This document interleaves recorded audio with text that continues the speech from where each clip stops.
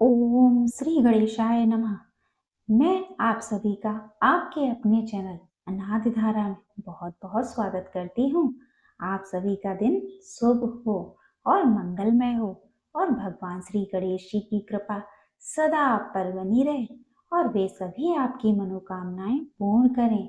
आज आप सुनेंगे पौष मास महात्म का अध्याय 22। कुछ दिन राजा चक्रपाणि का आतिथ्य ग्रहण करने के बाद मयूरेश्वर ने भी शिव और शिवा और अपनी पत्नियों सहित अपने स्थान पर जाने की इच्छा प्रकट की, तो राजा ने उन्हें बेमन से स्वीकार कर पर्याप्त भेंट आदि के साथ विदा किया। वे स्वयं उन्हें नगर के बाहर 1 योजन दूर तक पहुंचाने गए। उनके साथ सभी नागरिक भी थे। मयूरेश्वर को विदा करते समय सभी की आंखें अश्रुपूर्ण हो रही थीं। वे बोले, प्रभु, आप हम सबको छोड़कर जा रहे हैं, किंतु हमें आपका वियोग असहनीय हो रहा है। हमारे ऊपर सदैव आपकी दया बनी रहे। मयूरेश्वर ने चक्रपाणि और उनके समस्त प्रजाजनों को समझाया कि आप लोग निश्चिंत रहें, मेरी कृपा से आपको समस्त सुखों की प्राप्ति होगी। मेरे स्मरण मात्र से सभी संकट दूर हो जाएंगे। इस प्रकार आश्वासन देकर मयूरेश्वर अपने नगर को चले। उनके साथ शिव, शिवा, ब्रह्मा, विष्णु आदि प्रमुख देवता भी थे। प्रेतगण उनका जय जयकार करते चल रहे थे और निश्चिंत अवधि में गंतव्य स्थान पर पहुंचकर सभी ने विश्राम किया। और कुछ दिन बाद की बात है कि दोनों बहुओं को पाकर पार्वती जी बहुत प्रसन्न थीं। वे भी उनकी बहुत सेवा करती तथा आशीर्वाद पाती थी। शिवगण भगवान मयूरेश्वर को प्रसन्न करने का सदैव प्रयत्न करते थे। तभी एक दिन शिव, शिवा, ब्रह्मा, विष्णु आदि के समक्ष मयूरेश्वर ने गंभीर वाणी में कहा, देवगण, मैं एक महत्वपूर्ण बात कहता हूँ, आप ध्यान देकर सुने। मैंने जिस उद्देश्य से धरती पर अवतार लिया था वह कार्य संपन्न हो चुका है। असुरों के मरने से पृथ्वी का भार भी उतर चुका है। दैत्य के कारागार में बंधनग्रस्त देवतागण भी मुक्त हो गए हैं। स्वाहा, स्वधा और भ्रष्टकार भी पहले के समान निशंक रूप से हो रहे हैं। इसलिए मेरे अवतार का प्रयोजन पूर्ण होने पर मेरा कोई शेष नहीं रहा है और मेरे स्वधाम गमन का अवसर आ गया है। यह सुनकर दुखी हुए देवताओं ने सजल नेत्रों से कहा, प्रभु, आप हमें त्याग कर क्यों जा रहे हैं? अब यदि पुनः दैत्य उत्पन्न हो गए तो हमारी रक्षा किस प्रकार होगी? तब मयूरेश्वर ने आश्वासन देते हुए कहा कि चिंता न करो, जब कोई संकट उपस्थित हो तब मुझे याद करना, मैं तुम्हारी सदैव रक्षा करूंगा। माता पार्वती जी को उनके वचन सुनकर मोक्षा ही आ गई। वे बोली, पुत्र, तुम्हारे बिना मैं कैसे जीवित रहूंगी? मुझे छोड़कर कहीं न जाओ। मयूरेश्वर ने समझाते हुए कहा, माता, मैं भी तुम्हारे वियोग से दुखी हूँ, किंतु सदैव एक स्थान पर नहीं रह सकता, इसलिए मैं विवश हूँ। जब द्वापर युग में मुझे एक भयानक असुर को मारने के लिए अवतार लेना होगा, तब तुम्हारे पुत्र से प्रकट होकर पुनः सुख प्रदान करूंगा। तभी शणानंद ने रोते हुए कहा, मुझे भी साथ ले चलो। इस पर उन्होंने अपना मयूर शणानंद को प्रदान करते हुए कहा, मयूर ध्वज, मैं सभी के अंतर में निवास करने वाला होने के कारण हृदय में भी सदा विद्यमान रहता हूँ, इसलिए मुझे निरंतर अपने साथ ही समझो। ऐसा कहकर गणेश्वर वहीं अंतर ध्यान हो गए। अब द्वापर युग चल रहा था। ब्रह्मा जी निद्राग्रस्त थे। उस समय शूलपाणि उमानाथ ब्रह्मलोक में पधारे। चतुरानंद की नींद खुली और उन्होंने जम्हाई ली। तभी उनके मुख से एक अत्यंत भयंकर पुरुष प्रकट हो गया। उसकी घोर गर्जना से समस्त दिशाएं कांप उठी। दिक्पाल आश्चर्य में पड़ गए और शेषनाग स्तब्ध होकर विस्मरण करने लगे। समस्त प्राणी भय और आशंका से अत्यंत व्याकुल हो गए थे। उस भयंकर पुरुष का वर्ण अत्यंत लाल था। उसके सुंदर और अनुपम शरीर से सुगंध निकलकर वातावरण को सुरभित बना रही थी। वह तुरंत ही ब्रह्मा जी के समक्ष विनीत भाव से आ खड़ा हुआ। पद्म योनि उसे देखते ही विस्मय से भर गए और पूछने लगे कि तुम कौन हो और कहां से उत्पन्न हुए हो और क्या चाहते हो। वह पुरुष विनय पूर्वक बोला, प्रभु आप सर्वज्ञ एवं समस्त ब्रह्मांड के उत्पन्न करने वाले हैं, फिर भी आप अनजान के समान मुझसे यह प्रश्न पूछ क्यों रहे हैं। आपने जम्हाई ली थी, तभी आपके मुख से उत्पन्न हुआ आपका पुत्र हूँ, इसलिए आप मुझे पुत्र रूप में स्वीकार कर मेरा नामकरण कीजिए, फिर मुझे रहने का स्थान और आहार दीजिए, मेरा क्या कर्तव्य हो यह भी निर्देश कीजिए। ब्रह्मा जी उसके सौंदर्य और विनीत भाव पर मुग्ध एवं प्रसन्न थे। वे बोले, पुत्र तू अत्यंत अरुण अंग कांत वाला होने के कारण सिंदूर नाम से कहा जाएगा। तुझ में तीनों लोगों को वश में करने की अद्भुत सामर्थ्य होगी। तुझे पंचभूतों, देवताओं, दानवों, यक्षों और मनुष्यों से किसी प्रकार का भय नहीं होगा। इंद्र आदि लोकपाल भी तेरा कुछ न बिगाड़ सकेंगे।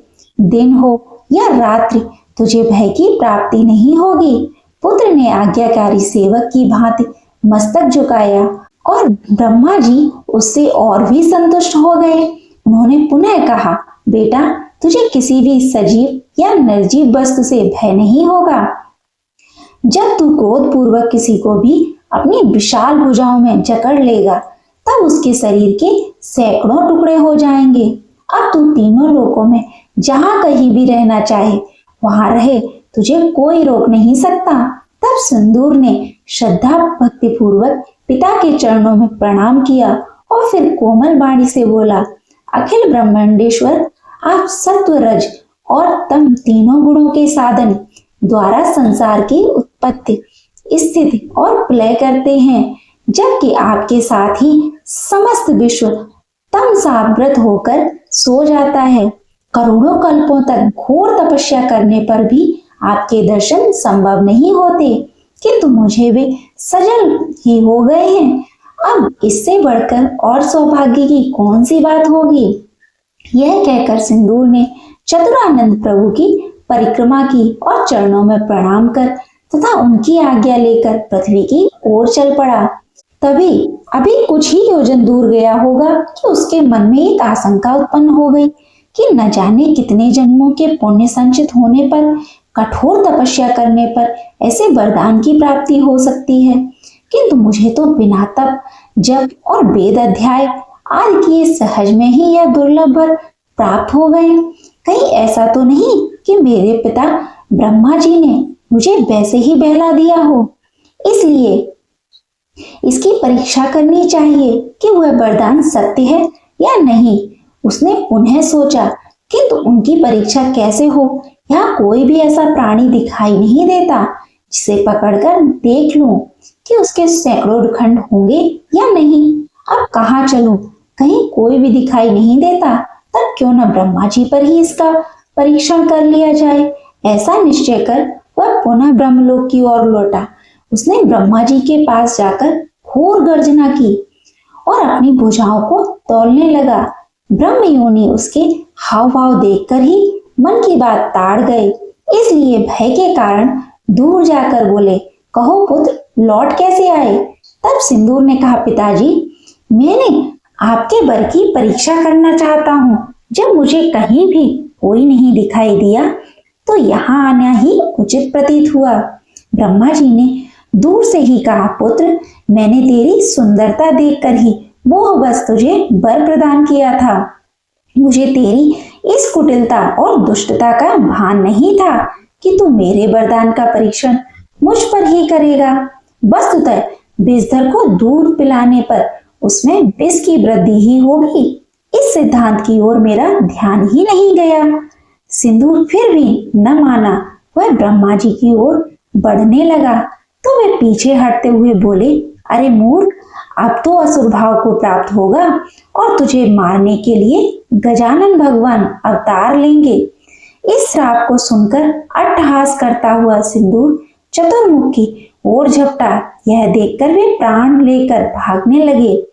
पीछे पीछे असुर भी दौड़ पड़ा।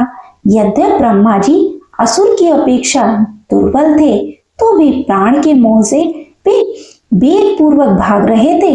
भागते भागते वे पसीने से लथपथ हो गए, किंतु असुर ने उनका पीछा नहीं छोड़ा। इधर चतुरानंद बैकुंठ धाम तक पहुंच गए थे।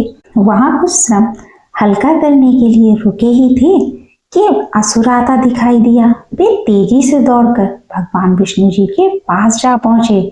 रमानाथ ने उनका उद्देश्य देखकर तुरंत अपने पास बिठाया और वे पूछने लगे, विधाता, आप इतने डरे क्यों हैं? आपकी देह से भी श्वेत से भीग रही है, लगता है वेग से भाग कर आए हो। तब ब्रह्मा जी बोले, प्रभु, मुझे निद्रा आ गई थी, तभी पार्वती पति पधारे। मैं निद्रा से उठा तो मुझे जबाई आ गई और मेरे मुख से लाल वर्ण का एक सुंदर महाकाय बालक उत्पन्न हो गया। उसने मुझसे नाम रखने और रहने का स्थान बताने की प्रार्थना की, तो मैंने उसका नाम सिंदूर रखा और रहने के लिए तीनों लोकों में इच्छित स्थान पर रहने को कह दिया। किंतु उसके सौंदर्य एवं पुत्र स्नेह से भ्रमित होकर मैंने उसे यह वर दे दिया कि तू त्रिलोक के विजय होगा और तू जिसे भी पकड़ कर जकड़ लेगा वह वहीं चूर चूर हो जाएगा। अब वह दुरात्मा उस वरदान का परीक्षण मुझ पर ही करने को उतारू है। हे दया सिंधु, उस दुष्ट से मेरी रक्षा कीजिए। तब भगवान विष्णु बोले, वाह, आपने भी कैसा सुंदर वर दे दिया, उसे बिना विचार किए। अब वह वर प्रदान कर यही दुष्ट परिणाम होगा। आपका पुत्र मोह आपको ही नहीं तीनों लोगों को यातनाग्रस्त कर देगा। दोनों में इस प्रकार वार्तालाप चल ही रहा था कि दौड़ता हुआ सिंदूर भी वहां आ गया और ब्रह्मा जी पर झपटा और बोला, क्यों यहाँ आप छिप रहे हो? परंतु मैं तुम्हें कहीं भी नहीं छोड़ूंगा। आओ, चुपचाप मेरी पकड़ में आना स्वीकार कर लो। बचाओ प्रभु, बचाओ, कहते हुए ब्रह्मा जी भगवान विष्णु जी के पीछे की ओर होने लगे।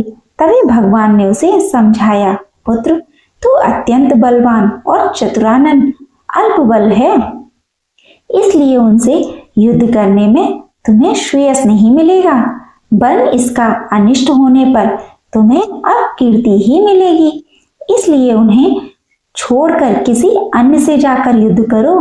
सिंदूर बोला, मुझे तो अपने वरदान का परीक्षण करना है, यह हो या कोई वीर, यदि यह नहीं लड़ते तो तुम ही आकर युद्ध करो। यह कहकर वह विष्णु भगवान की ओर बढ़ा, किंतु वे तो परम नीति निपुण थे। उसे भ्रमित करते हुए बोले, पुत्र, मैं तो केवल सद्गुण संपन्न हूँ, इसलिए लोक पालन में ही लगा रहता हूँ। विष्णु जी ने मुस्कुराते हुए कहा, कैलाश पर्वत पर शिव जी निवास करते हैं। उन्होंने अपने दृष्टिपात मात्र से कामदेव को भस्म कर दिया था। बहुत से असुर उनके हाथ से मारे गए हैं। वे उमापति सुदृढ़काय और सदैव युद्ध के लिए उत्सुक रहते हैं। उनसे युद्ध करो तो तुम्हें भी संतोष होगा और श्रेयस की भी प्राप्ति होगी। रमापति के नीतपूर्ण मधुर वचन सुनकर असुर को बड़ी प्रसन्नता हुई। उसने सोचा, ऐसे ही युद्ध प्रिय वीर से युद्ध करने में आनंद आ सकता है, इसलिए मुझे यही करना चाहिए। और अब वह वेग पूर्वक चलता हुआ कैलाश शिखर पर जा पहुंचा। उस समय भगवान शंकर समाधि में लीन थे और पार्वती जी उनकी सेवा में रत थी। नंदी तथा भृंगी आदि भी उनके निकट ही बैठे हुए थे। इसके बाद जो कुछ भी हुआ उसका वर्णन आप अगले अध्याय में सुनेंगे। आइए अब आपको सुनाते हैं एक बहुत ही सुंदर कहानी। एक छोटी सी चिड़िया उड़ान भरने की कोशिश कर रही थी, लेकिन बार बार कुछ ऊपर उठकर फिर गिर जाती थी। दूर से एक अनजान चिड़िया अपने साथी के साथ बैठी हुई यह सब देख रही थी। कुछ देर के बाद वह चिड़िया उसके पास आई और उससे बोली, क्या हुआ, तुम बहुत परेशान लग रही हो। फिर छोटी चिड़िया बोली कि मुझे शाम होने से पहले अपने घोंसले तक पहुंचना है, लेकिन मुझे उड़ान भरनी अभी ढंग से नहीं आती। क्या आप मुझे उड़ना सिखा सकते हो? फिर वह चिड़िया बोली कि जब सीखा नहीं तो इतनी दूर निकल आने की क्या जरूरत थी। वह छोटी चिड़िया का मजाक उड़ाने लगी। अनजान चिड़िया हंसते हुए बोली कि देखो, हम तो उड़ान भरना जानते हैं और अपनी मर्जी से कहीं भी जा सकते हैं। इतना कहकर उसने छोटी चिड़िया के सामने पहली उड़ान भरी। वह फिर थोड़ी देर के बाद लौट कर आई और दो चार कड़वी बातें बोलकर फिर से उड़ गई। ऐसा उसने 5-6 बार किया, लेकिन एक बार जब वह वापस लौटी तो वहां छोटी चिड़िया नहीं थी। यह देखकर वह अनजान चिड़िया खुश होते हुए अपने साथी से बोली कि आखिर उस छोटी चिड़िया ने उड़ना सीख ही लिया, उसने अपनी उड़ान भर ही ली। फिर उसका साथी बोला कि तुम इतना खुश क्यों हो रही हो, तुमने तो उसका इतना मजाक बनाया था। फिर वह बोली कि वास्तव में यह मेरा उसे उड़ना सिखाने का एक तरीका था। मैं उसके लिए अजनबी थी। मैं उसे सीधे तरीके से उड़ना सिखाती तो वह पूरी जिंदगी मेरे एहसान तले दबी रहती और उसे दूसरे से मदद मांगने की आदत पड़ जाती।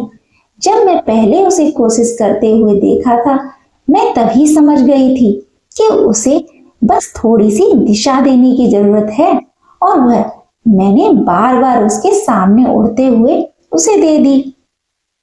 अब वह खुद उड़ती रहेगी और दूसरों से मदद कभी नहीं मांगेगी। प्रिय भक्तजनों, सच्ची मदद वही है जो मदद पाने वाले को यह महसूस ही न होने दे कि उसकी मदद की गई है। कहानी बहुत छोटी सी है, लेकिन इसकी सीख बहुत ही बड़ी है। उम्मीद करती हूँ यह कहानी आपको अच्छी लगी होगी। अब सुनिए श्रीमद् भागवत गीता का अध्याय 16।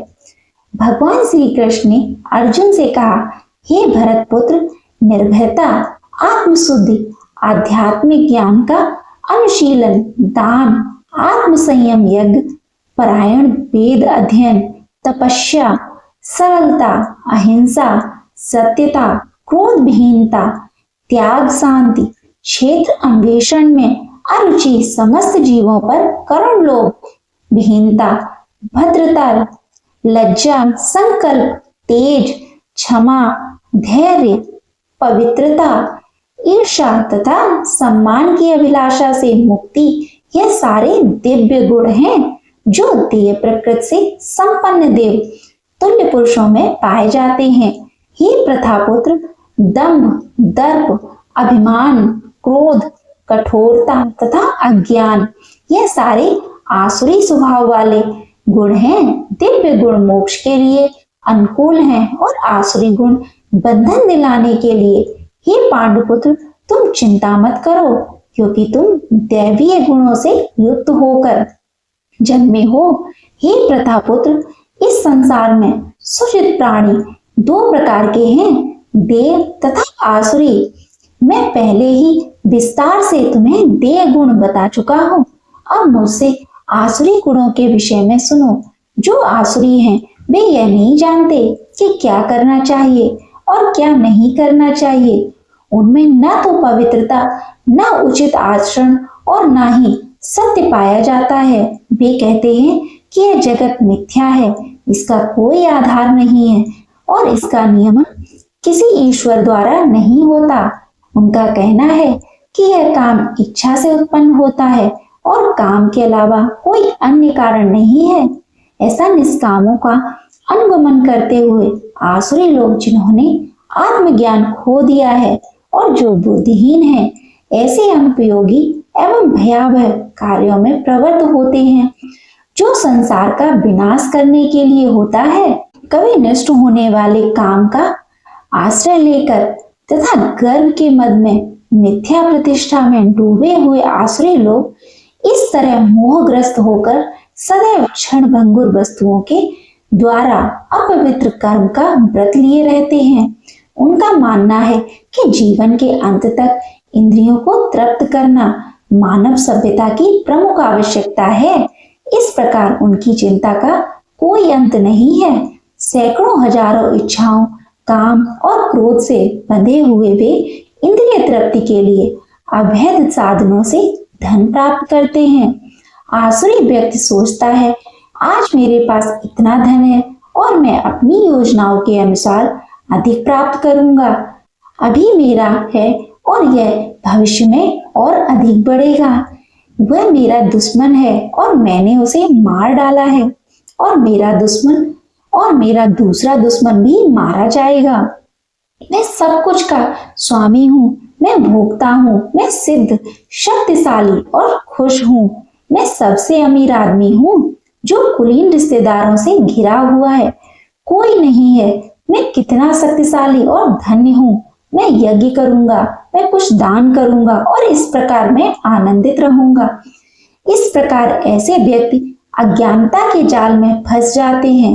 इस प्रकार अनेक चिंताओं से उद्विग्न होकर तथा मोह जाल में बंधकर वे इंद्रिय भोग में अत्यधिक आसक्त हो जाते हैं और नरक में गिरते हैं। अपने को श्रेष्ठ मानने वाले तथा सदैव घमंड करने वाले, संपत्ति तथा मिथ्या प्रतिष्ठा से मोहग्रस्त लोग किसी विधि विधान का पालन नहीं करते। कभी कभी नाम मात्र के लिए बड़े ही गर्व के साथ यज्ञ करते हैं।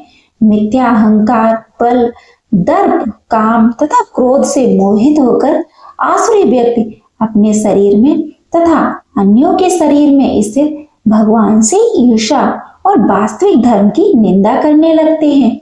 जो लोग ईर्ष्यालु तथा क्रूर हैं और नराधम हैं, उन्हें मैं निरंतर विभिन्न आसुरी योनियों में भव सागर में डालता रहता हूँ। हे कुंती पुत्र, ऐसे व्यक्ति आसुरी योनि में बारंबार जन्म ग्रहण करते हुए कभी भी मुझ तक नहीं पहुंच पाते। वे धीरे धीरे अत्यंत अधम गति को प्राप्त होते हैं। इस नरक के 3 द्वार हैं, काम, क्रोध और लोभ। प्रत्येक बुद्धिमान व्यक्ति को चाहिए कि उन्हें त्याग दे, क्योंकि इनसे आत्मा का पतन होता है। हे कुंती पुत्र, जो व्यक्ति इन तीनों नरक द्वारों से बच जाता है, वह आत्म साक्षात्कार के लिए कल्याणकारी कार्य करता है और इस प्रकार क्रमशः परम गति को प्राप्त होता है। जो शास्त्रों के आदेशों की अवहेलना करता है और मनमाने ढंग से कार्य करता है, उसे न तो सिद्धि, न सुख, न ही परम गति की प्राप्ति होती है। अतः मनुष्य को यह जानना चाहिए कि शास्त्रों के विधान के अनुसार क्या कर्तव्य है और क्या अकर्तव्य है। उसे विधि विधानों को जानकर कर्म को करना चाहिए, जिससे वह क्रमशः ऊपर उठ सके। जय श्री कृष्ण। श्रीमद् भागवत गीता का अध्याय 16 संपूर्ण हुआ।